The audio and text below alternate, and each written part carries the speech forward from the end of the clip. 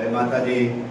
અમારે ધોકડવામાં સરકારી સ્કૂલ એવી છે કેમ કે આપણે પ્રાઇવેટ સ્કૂલમાં ભણવા જઈએ છીએ તો પ્રાઇવેટ સ્કૂલમાં નાના માણા હોય કે મોટા માણા હોય એનો આપણે ફ્રી ન ભરીએ છીએ। તો આપણે ધોકડવામાં શાળા એવી છે કે તમે સાહેબ સારા છે કે અહીંયા છોકરાઓને તમે ભણાવવા મેકો કેમ કે તમને એટલો સપોર્ટ રહે, સાહેબોનો સપોર્ટ રહે અને છોકરાઓને એટલા હાસવ છે કેમ કે આ આવું તો સાહેબો એટલો તમારા માટે બાળકો માટે ભોગ દે છે કેમ કે રાજ્ય એક કરી તમારા માટે એટલું આગળ વધારવાનું તેને કરે છે તો આગળ વધ્યો બધાય છોકરાઓ।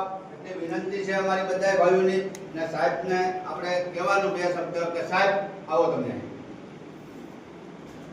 સાહેબ બે શબ્દ બોલશે।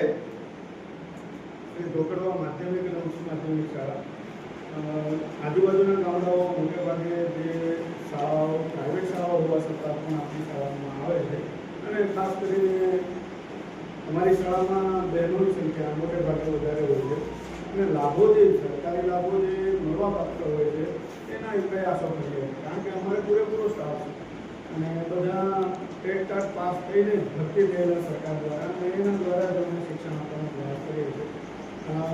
દરેકનો પ્રયાસ એવો હોય છે શિક્ષકોનો કે ભાઈ અમારા વિદ્યાર્થીને તો એની ક્ષમતા મુજબ એ આગળ નીકળે, 10મું હોય 12મું હોય તો એ બોર્ડમાં પણ પોતાનો પ્રયાસ પ્રમાણે આગળ નીકળે એવો પ્રયાસ કરતા હોય છે અને જરૂરી માર્ગદર્શન પણ આપતા રહેતા હોય છે।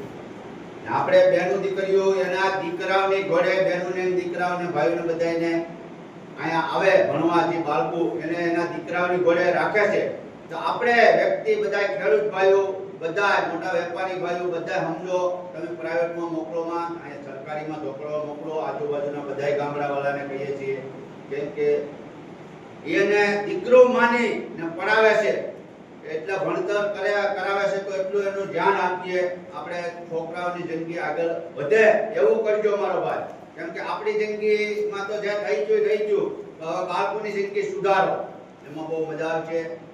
એટલી વિનંતી છે મારી। જય માતાજી।